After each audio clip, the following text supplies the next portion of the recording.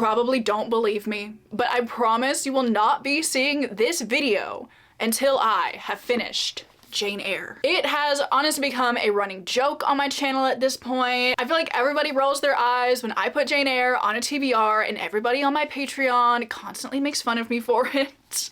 So this week, I'm going to be partaking in a little bit of spite reading.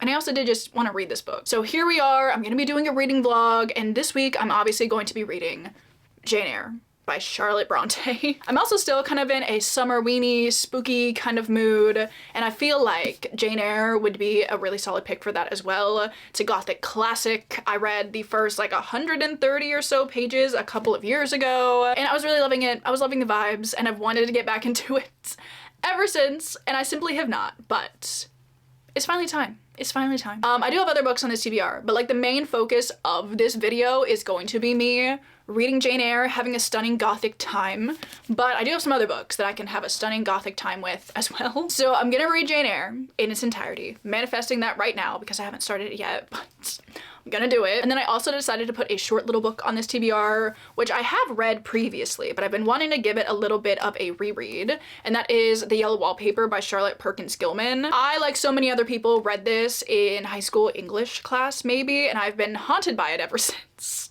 But that has been quite a few years since I read that, so I'd like to give it another read. I bought the little penguin, what are these called? Little Black Classics. They're so cute. I have a couple of these and I really like them.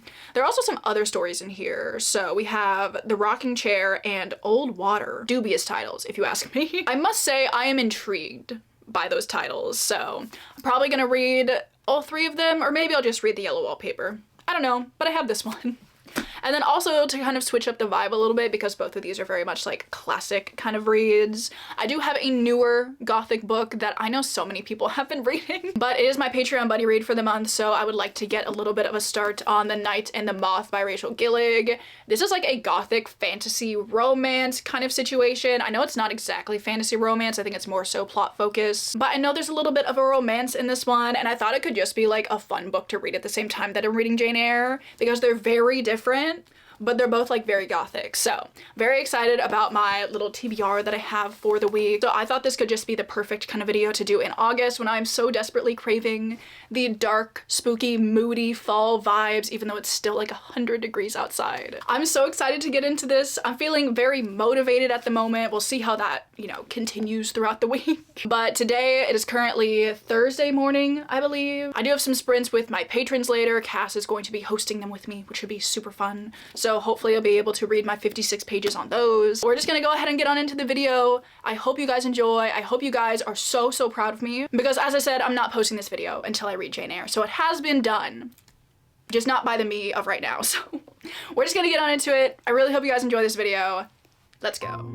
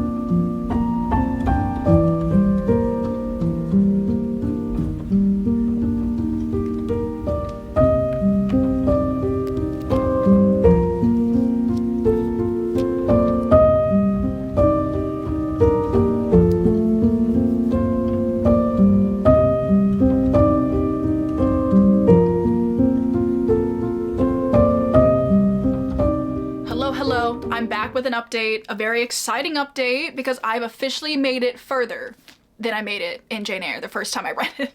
I am now on page 130. I'm on chapter 14 and I'm really enjoying this so far, and I'm very happy that I decided to restart the book because even though I do remember the vast majority of what happens in the first 100 or so pages of this book, I do still just like the general vibe and atmosphere of the beginning of this book despite the just sad things going on in Jane's life. I do still think it is a very important part of the story to kind of set up Jane's character, so I'm glad that I decided to reread that. But in case you guys don't happen to know, because I feel like, you know, when I went into Jane Eyre, I didn't really know that much about it. I knew it was a gothic classic. I have like bits and pieces of the story that obviously you would potentially be aware of just due to certain pop culture references and other pieces of media. There was a lot of the story that I was unfamiliar with, especially kind of like the beginning aspects to it. So basically we're following our main character, Jane Eyre, and at the beginning of the book, I think she's about 10, we're kind of getting a look into what her life is like. She is living with her aunt and her cousins, and they absolutely suck. Honestly, the beginning of this book has to be inspired by Cinderella. I truly don't see how it would not be, because you have Jane, who is just treated like this absolute outcast. Everybody hates her, they treat her horribly, even though the rest of the family is pretty well to do. Her aunt, Mrs. Reed, absolutely loves her children. She thinks they're darling, even though they are absolutely so awful to Jane. But the worst part is, the adult in the situation is also absolutely awful to Jane. So it very much reads like the start to a Cinderella-esque story. But Jane honestly is going through it in the beginning of this book. One of my favorite scenes, even though it's so sad, but like it really brings in those gothic elements really early in the story, is Jane gets sent to sit in this room, and it is literally the room where her uncle, who was like actually nice to her, but it's the room where he died, and they make her go sit in it for an extended period of time because she's been bad. But while she's in this room, her imagination definitely is running a little bit away with her. She is imagining all of these spooky things happening. She's imagining like these sounds that she's hearing, but eventually she gets away from the situation. She ends up going to this like girls' school. It kind of just reads like an orphanage, honestly. They're not treated very well. But despite a rocky start, she does end up kind of flourishing there a little bit. And then at some point in the book, there's literally like an 8-year time jump. So we're going from following her when she's 10 to when she's 18, and we're seeing her like leaving this girls' school, going to find work of her own. And that's the part of the story that we're at now. She just got to Thornhill. I think in the last chapter, she just met Mr. Rochester.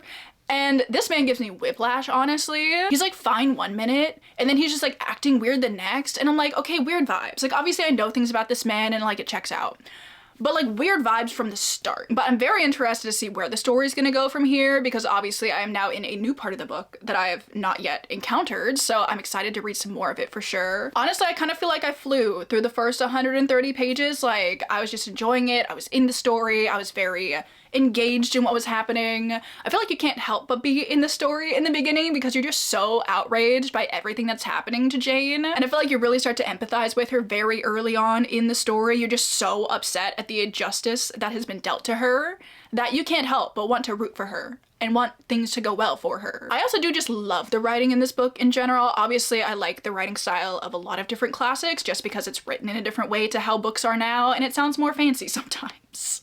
But with this book specifically, I really love that Charlotte Bronte, she sets the scene for you. You know, I feel like she spends a lot of time describing the weather, describing the interior of the buildings that Jane is in, and I feel like it really sets that gothic atmosphere so well.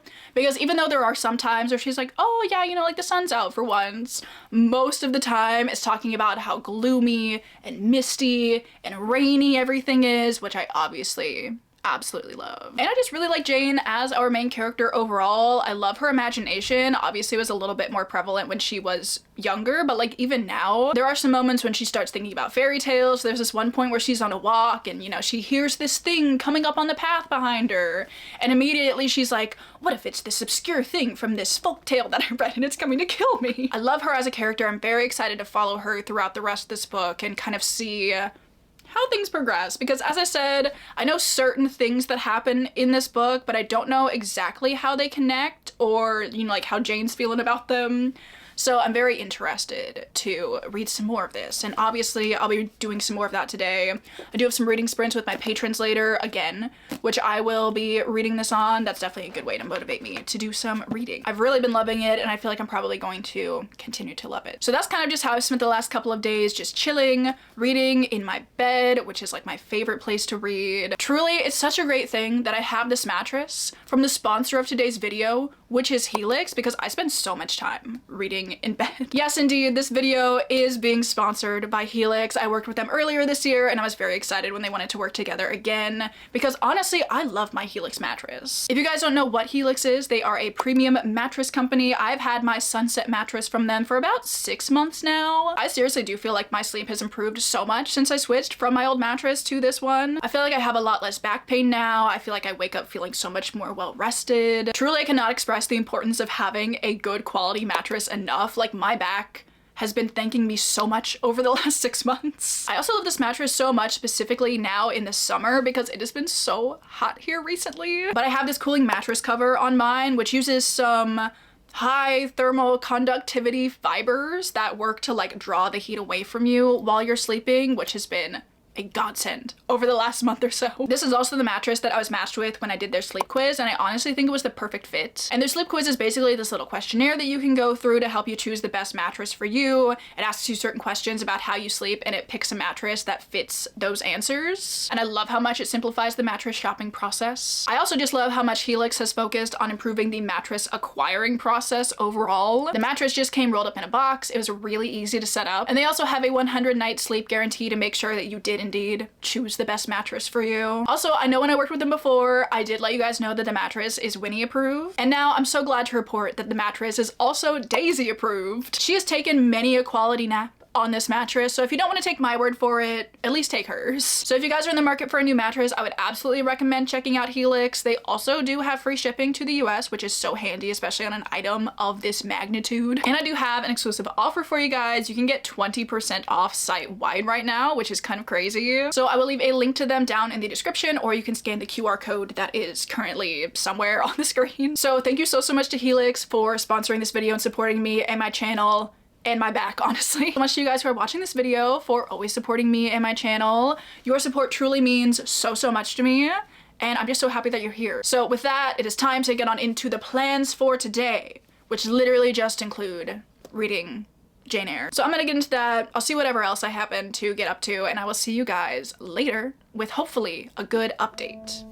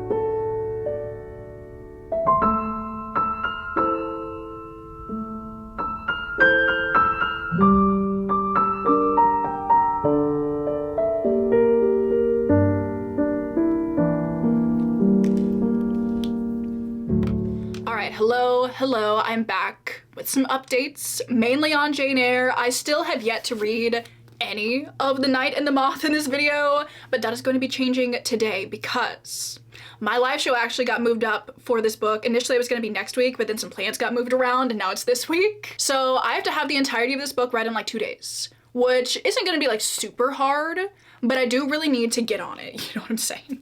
I think I'm like 12 pages into it or something, and my live show is in like 2 days and a couple of hours, so I'm gonna have to get on this, but that's okay. I was gonna read some more of it yesterday. I was planning to read like a third of it yesterday, a third of it today, a third of it tomorrow, and I was like, okay, cool, we're gonna be done by then. But no, because I was reading Jane Eyre, and it was getting incredibly juicy, honestly, so I couldn't stop. I feel like there was a point yesterday in the story where I was really, really bored, and then it started to get so juicy, like the drama really was pulled back into the story. And so was I, because oh my god, the things that have happened. So there was this point yesterday when all of these people came to stay at Thornfield, they were like playing charades or whatever, and I was like, good god, this is boring. Like, I understand what those chapters did for the story. There were a lot of subtle things that were done to kind of show how characters were feeling about certain things. I feel like it was also kind of a look at what society was like at that time. So like all of that's good, but like them playing charades, I was like, I don't know enough of pop culture at that time to like be able to put any of this together myself. And like once I, you know, like figured out some things that were going on, I was like, okay, yeah, I guess that's kind of interesting. But like actually watching them play charades, it's like, this is so boring, I'm sorry. But then after like 20 pages of that, it started to get interesting again, and I was back.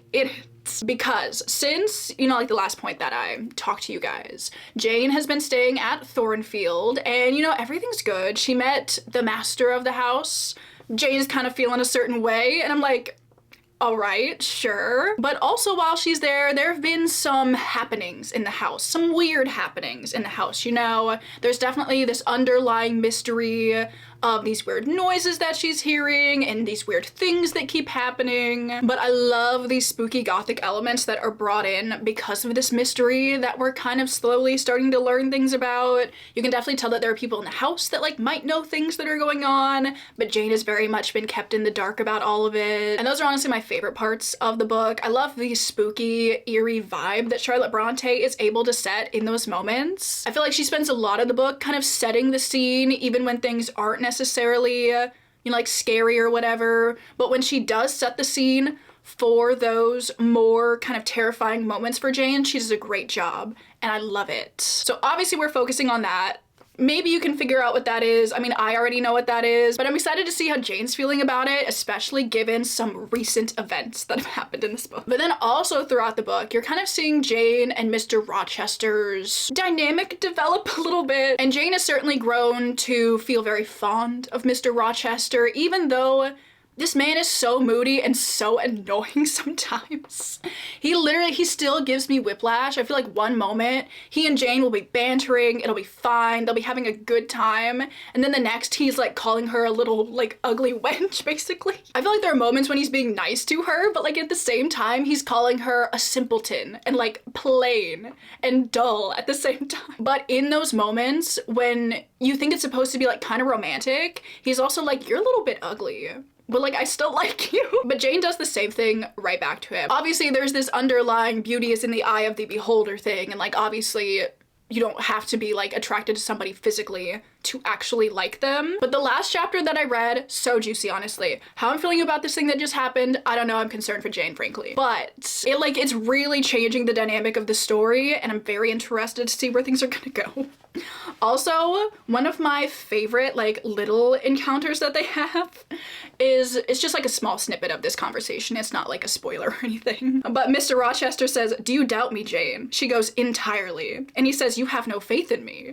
And she says, "Not a whit," which I just thought was hilarious. But I was doubting Jane Eyre for a little bit yesterday, but I am back in the story. I'm so invested. I'm going to be reading more of this today, probably a pretty large chunk. I think I read like 80 or so pages yesterday, so I went well over like the sectioned bit that I was planning to read yesterday, and I'm probably gonna read more than my like allotted section for today as well, because I'm so interested. I feel like we're getting into the part of the story that is full of the things that I kind of know happen, but I'm very excited to finally be able to piece them together within the context of the story. It's just such an enjoyable read at this moment. There's so many parts of it that I like. There's so many parts of it that intrigue me immensely. So there's how Jane Eyre is going.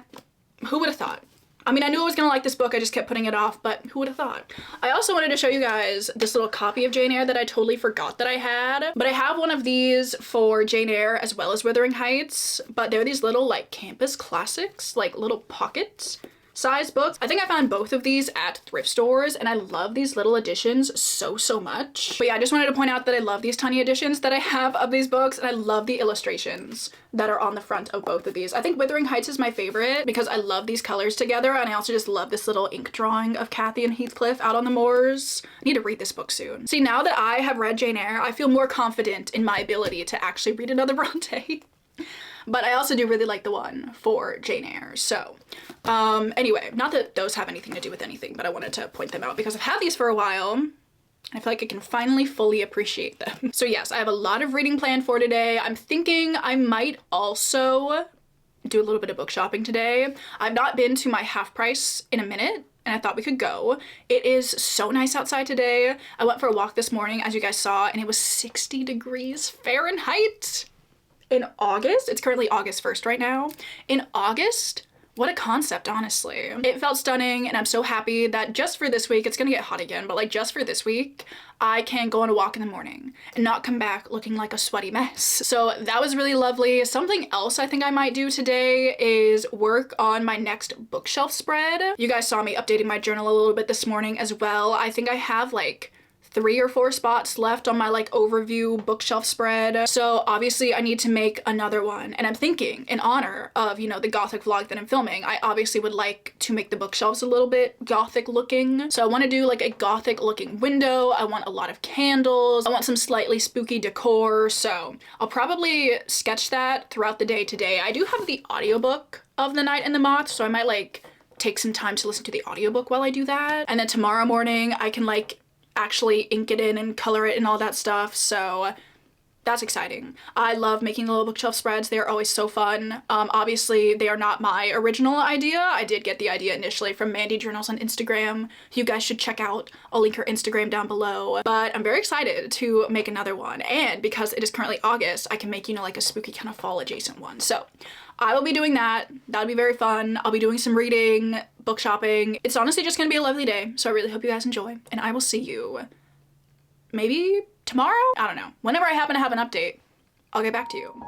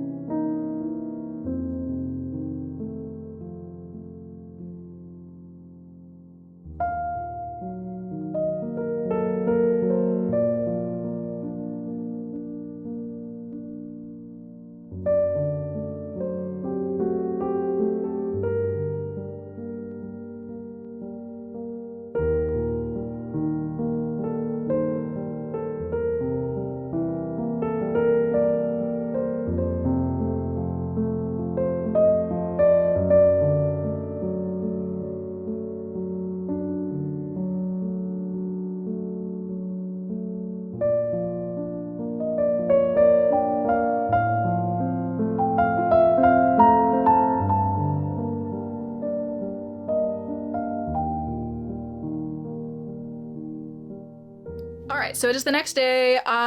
First of all, I think I want to show you guys what I got at half price yesterday, because I ended up taking some books into sell, so I decided obviously to, you know, pick up a couple of things. And I think I only ended up spending like $5 of my own money on these, which is always nice. But first of all, let me show you the book that I got, which I'm so excited about because they did have The Bewitching by Silvia Moreno Garcia. I saw somebody talking about this in a video that I was watching recently, and it sounded so good. I feel like it's also going to be the perfect kind of earlier fall read, kind of like end of August, early September vibes. And it says 3 women in different eras encounter danger and witchcraft in this eerie multi-generational horror saga. We're also focusing on a graduate student who kind of studies the history of horror literature. And I think she ends up finding out some things about a certain horror author, and I think it kind of goes from there. So all that sounded really intriguing to me, and I was so excited that they have this. So hopefully I'll be reading this somewhat soon. And then I was also browsing through the DVDs, and I saw that they had some Vampire Diaries, so I decided to pick up season 3.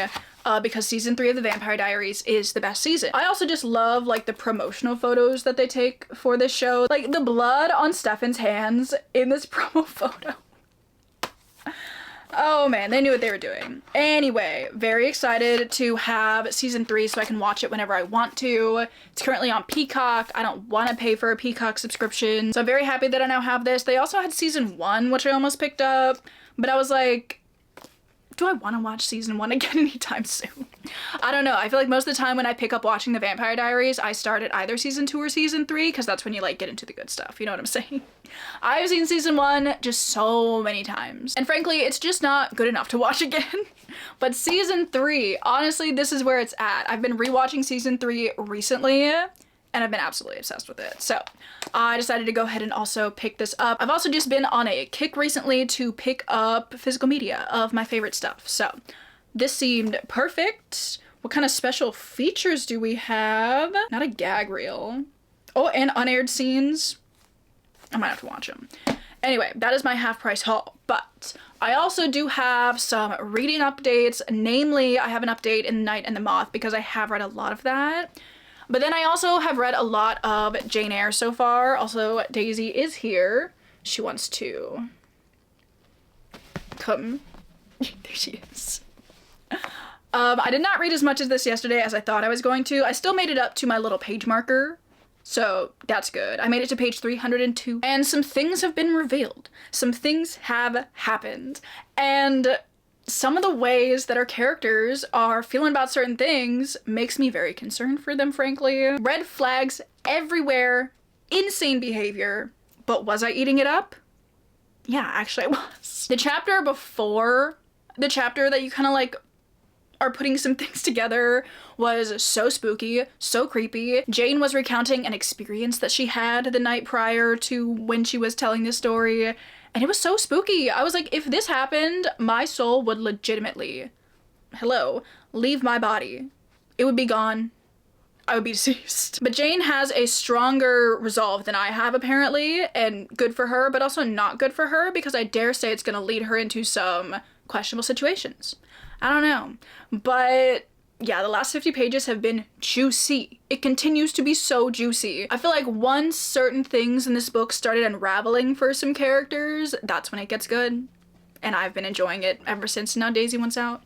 That's actually so rude. But Jane Eyre's going well so far. I'm gonna read my 50 pages today, and then I will only have 100 pages left. So there's that. However, we have more to talk about.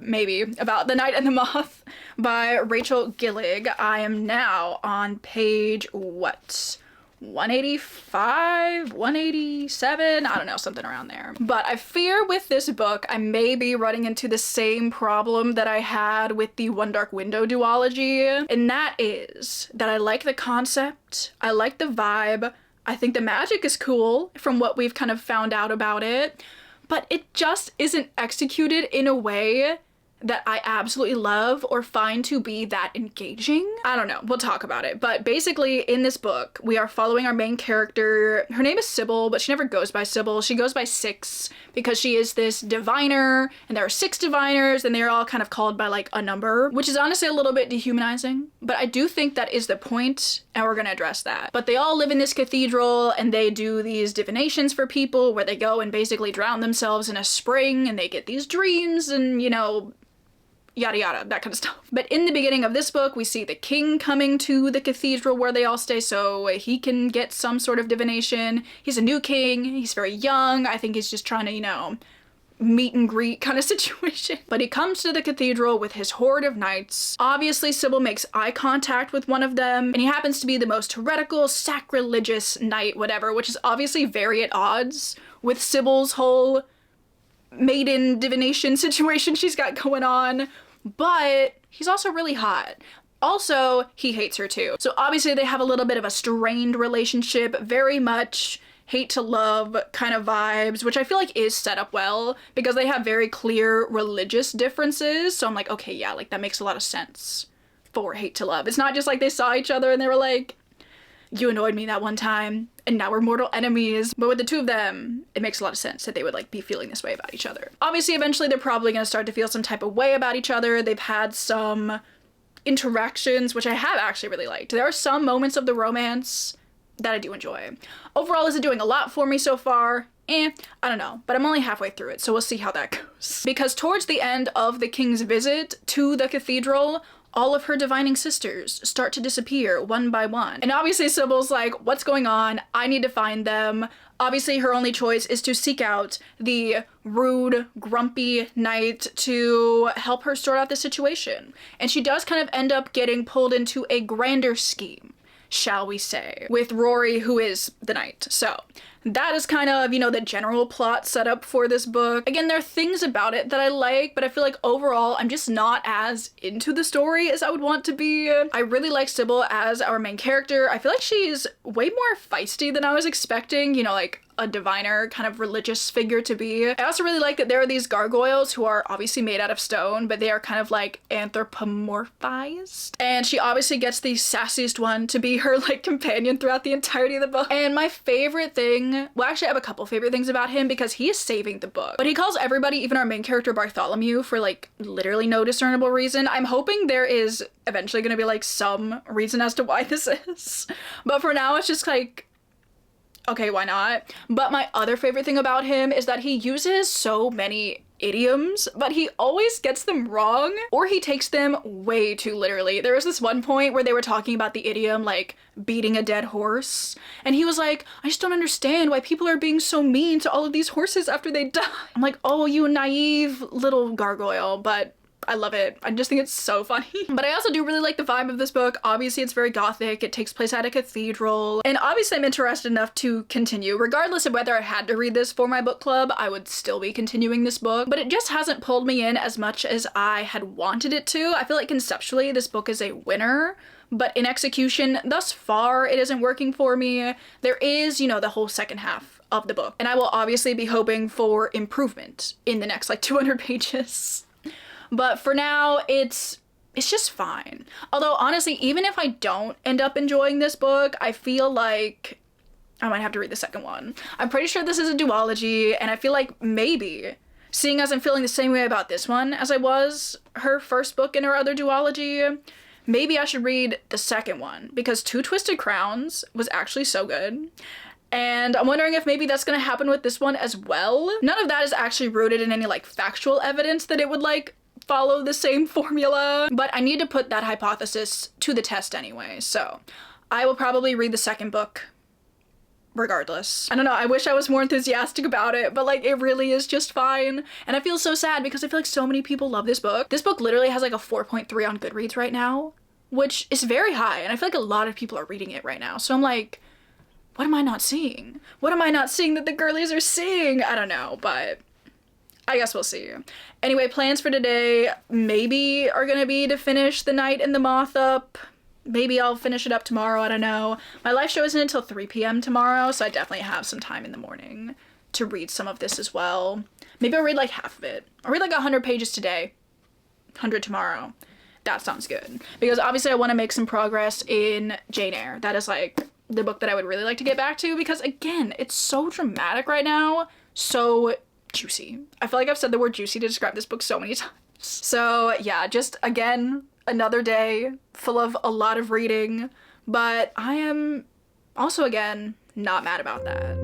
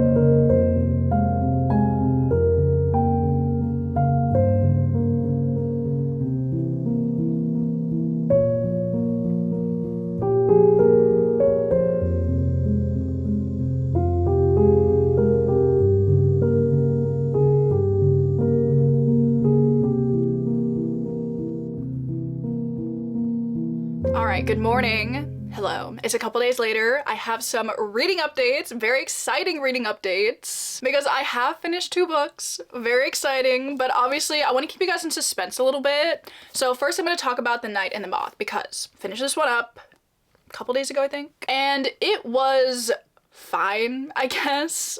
While I did like the second half of this book more than I was liking the first half, I still didn't really feel super engaged or interested in anything that was happening. There are definitely a lot of parts of this book that I like, and there are individual things about the story that I enjoyed a lot, but there just wasn't any point in the book where I felt super invested in it, and I kind of feel the same way about this as I felt towards the Shepherd King duology. So I don't know if Rachel Gillig just simply is not the author for me. I don't know. If she continues to write this like gothic fantasy thing though, I will probably continue to try, because conceptually it always sounds so good, but in execution thus far it hasn't exactly worked for me. But let's talk specifics, okay? So I did really like that the second half of this book kind of started to focus more on a questing plotline, I guess. Due to some certain reasons, our characters end up kind of having to go to a bunch of different places to kind of accomplish this like one grander thing that they're trying to do. And there's this map at the beginning of the book of the, what is it called? The Stonewater Kingdom. And they kind of end up going to like every single place on this map, which I really love. I love it when a book goes to so many different spots in a kingdom. I just feel like the changing setting, the changing scenery, the changing vibe always keeps me really engaged, and I did enjoy the world building of this book a lot. I liked that even though they were going to all of these different places in this kingdom, it still didn't feel like a very big kingdom. It doesn't feel very like grand in scale, which I feel like works really well for this gothic medievally vibe that Rachel Gillig was trying to go for. I feel like those typically suit kind of a more intimate, smaller scale setting a bit more, but the fact that she was able to like go to all of these different places while still maintaining that like close quarters kind of vibe, I guess, I really enjoyed. I also did really enjoy the overall atmosphere of this book. As I said, it is a very gothic story, and I feel like Rachel Gillig really does commit to that overall aesthetic for the story. It's really evident through her word choice and her settings and just the way she writes the story that that is what she's going for, and I think she does it really well. I also did really like the romance. I thought Rory as a love interest, honestly, like, I know he's like this badass knight, whatever, but like he's also so cute. He would blush at like everything Sybil said. I just love the concept of this man in this armor, and he's got this like black charcoal whatever like across his eyes. Him blushing, loved that. Very into that. And also, we need to talk about the gargoyle, because truly, if the gargoyle sidekick was not in this book, I would have had to DNF. Like, I wouldn't have DNF'd because I can't DNF, but like, he carried the story. He was great comic relief. He was also just stirring up trouble between the two main characters, especially in the romance. He would always be like, so, like, when are you gonna tell each other that you love each other? Even though they known each other for like 2 days, I'm like, this is the chaotic energy that I absolutely love. But also, you get a little bit more about him, and I just absolutely loved what he added to the story. I was 100% imagining him as like this gargoyle from The Hunchback of Notre Dame, like the Disney animated one from the 90s. Because that is the energy that he gave, and I absolutely love that. So I love the concept of this like very severe stone, intimidating looking gargoyle, also just like cracking a joke every now and then. It was so good. I loved him so much. I also liked a lot of the general themes of like religion that are in this book, obviously, because our main character Sybil is a diviner. She is kind of this, you know, divine, obviously she's a divine being if she's a diviner, but she's this like divine religious figure in this world. But throughout the book you're following her, she's having a lot of realizations about things. She finds out some information that definitely rocks her worldview a little bit, and I just enjoyed following her as she is coming to those realizations and kind of just watching what she does with that new information. I think though where a couple of my problems with the book come in is that while I liked the kind of general overall plot, I didn't find it to be that gripping, I guess. I also found it to be a little bit too similar to the general plot structure of One Dark Window as well. Like, things are very different between the two of them, but I feel like they have the same like we're going around trying to essentially like collect these things. Like in that case, it was tarot cards. In this case, it's like this other thing that has to do with the magic system that's in this book. And the whole time I was reading it, I was like, this kind of just reads like a slightly different version of One Dark Window, in my opinion, I guess. It's not like crazy similar, but the fact that I clocked any similarities between the two, I was like, interesting. But I also do just generally think that the magic system was a little bit underwhelming. It wasn't really doing a lot for me. I far prefer the magic system that is in One Dark Window because that's all like tarot cards. You can do cool things with the tarot cards magic system, and I feel like it made a little bit more sense. But with this one, I think I see what Rachel Gillig was going for, but it just like didn't wow me in any particular way. I loved the one in One Dark Window because it felt very unique. I feel like I hadn't really read anything quite like that one before, but this one I was kind of just like, I don't know. So there we have it. Those are kind of all of my thoughts on The Night and the Moth. It was okay, I would say. I didn't like it as much as I thought I would, but I didn't hate it. There were points in the book where I was, giggling a little bit. I did like, some parts of the romance that was like good too. But like overall I was just like, I don't know. Will I read the second one though? Potentially. I'm a little bit interested to read the second one. I might. And then the moment we have all been waiting for. I finished Jane Eyre. The saga of will I literally ever read Jane Eyre, even though I've said I'm gonna read it like 40 million times, does not continue because I finally finished it. And I really liked it. I don't think I enjoyed it quite as much as I thought I was going to. I feel like the elements that I thought I would like, I definitely did. But I also feel like there were some parts in the story that did not grab my attention as much as I was hoping they would. Well, actually, I feel like there were just some things that happened in this book that I didn't really realize, and like those parts I was kind of like, I see what it does for the story. Like, would I say I was super interested in them? I don't know. So as one would expect, a lot of things have happened since the last time that I talked to you guys. Obviously, there's kind of like a big reveal that goes on in this book, and the fallout of that, initially I was like, okay. But then I feel like Jane was like going on this, what is essentially like a spiritual journey for her. And that part of the book I really was not super interested in. I feel like the last kind of 100 pages or so of this book, I appreciated what they did for the story and I understand the point of them, but it just wasn't giving the gothic vibes that I wanted it to. I know the entirety of the book doesn't have to be gothic, but like that was the reason why I was excited to read Jane Eyre. And while I was loving the parts that did have that more gothic atmosphere to it, once we kind of moved past them a little bit, I guess, my interest did wane slightly. I still enjoyed it. I did really like what those parts did for Jane's overall character growth through this story, because I don't really think I realize this necessarily, but Jane Eyre is definitely a very coming of age story. Obviously I'd heard like the big main things that happen in Jane Eyre and I was like, oh, like that sounds like it's gonna be really, like dramatic and interesting basically. But there's a lot of character work that also goes on in Jane Eyre, which I did really like. Following Jane from such a young age up until the point where she's about 20, I really enjoyed, even though there is like quite a time skip between her being like 10 and 18, I think. She goes on quite the, personal discovery journey. Like once she moves out of the girls' school. And I just thought her struggle for independence and autonomy to be really interesting.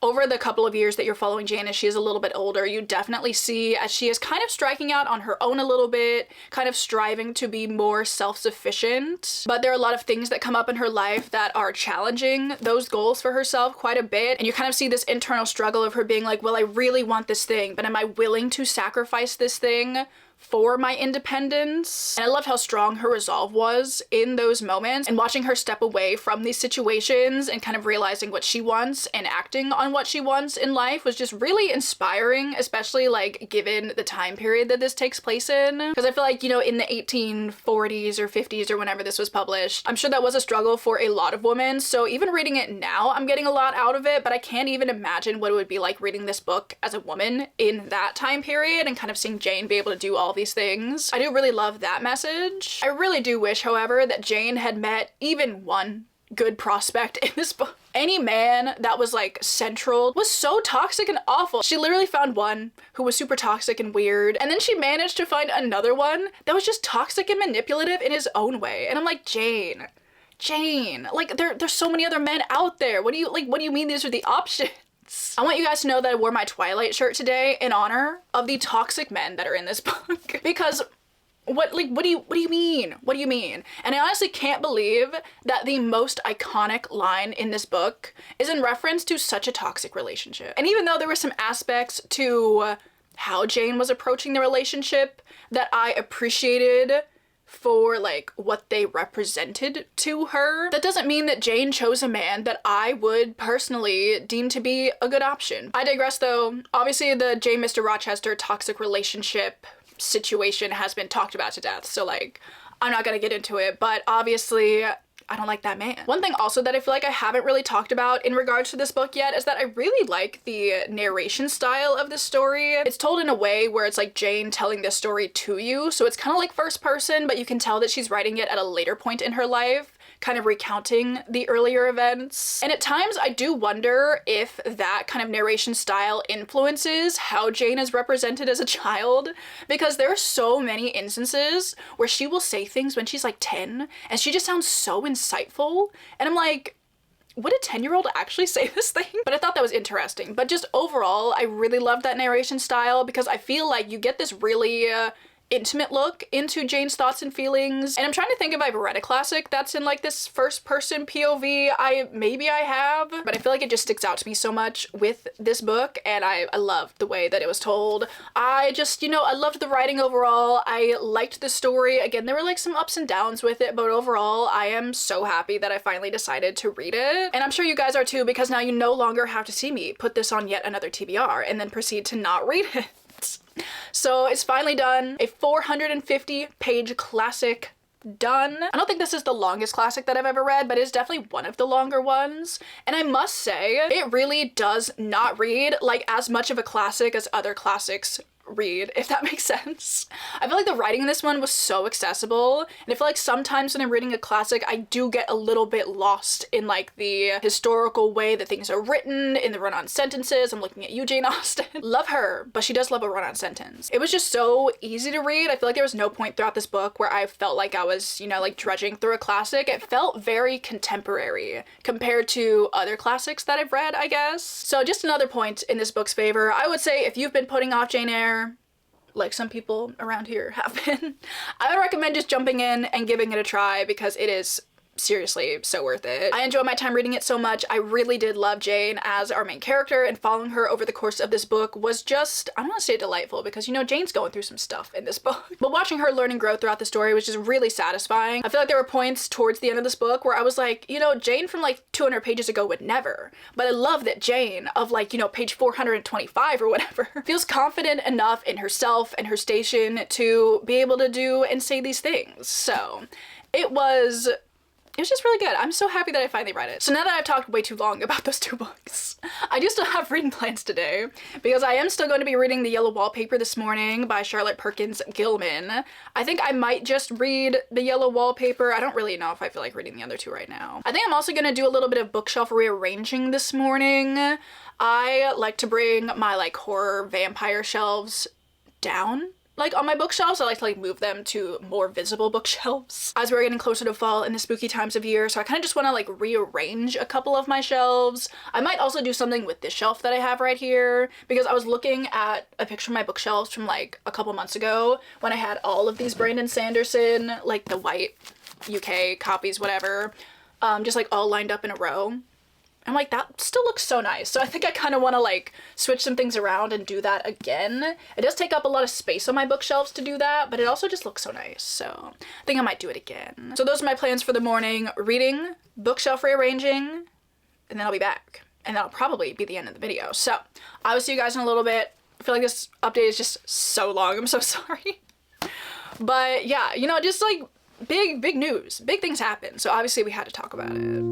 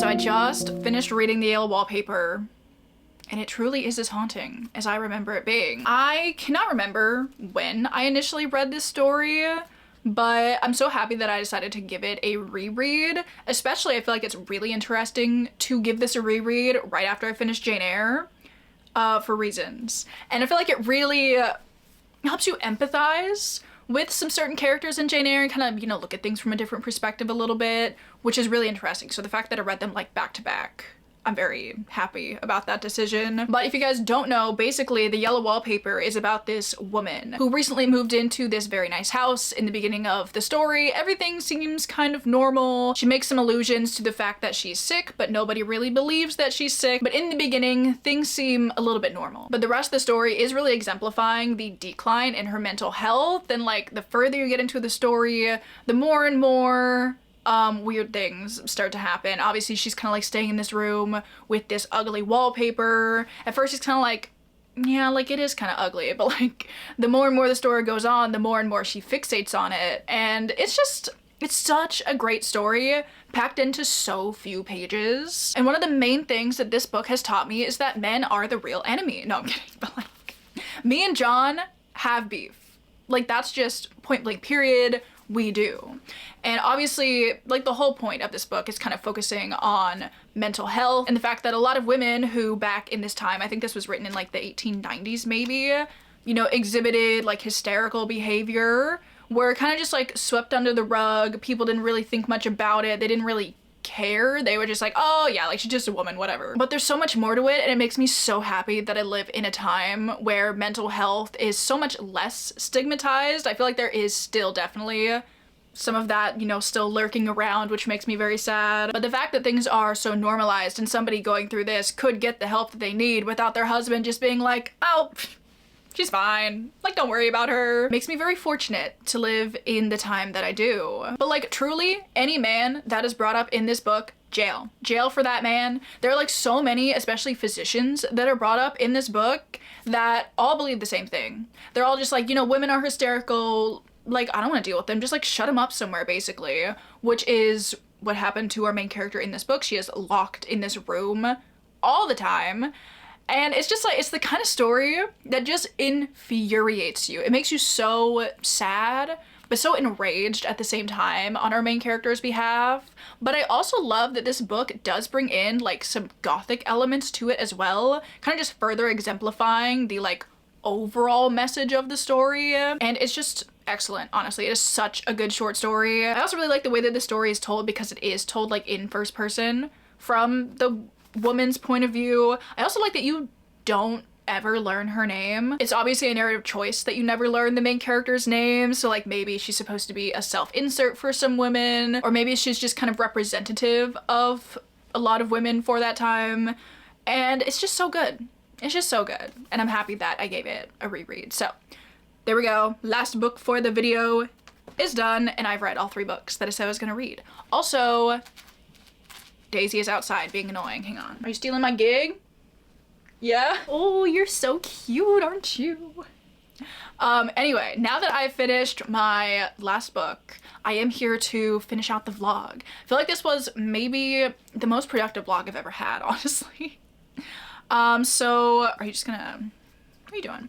So I figured I just gave you guys like my final thoughts on those books, so I'm just gonna quickly show you the 3 books that I read in this video, and then that'll be it. So I read The Night and the Moth. Okay, some parts were good. Then I read Jane Eyre. Biggest accomplishment of the video, Daisy. Are you so proud of me? She said, yes, I am. Can I bite the book now? Honestly, I cannot believe that the gag's over. You guys can now no longer make fun of me for not having read Jane Eyre. How do you feel about that? You guys bullied me into reading this book. How do you feel about that? I'm kidding, obviously, but I read Jane Eyre, and then I also read The Yellow Wallpaper, and I will probably go read the other 2 stories in this little short story collection like after I finish filming this video.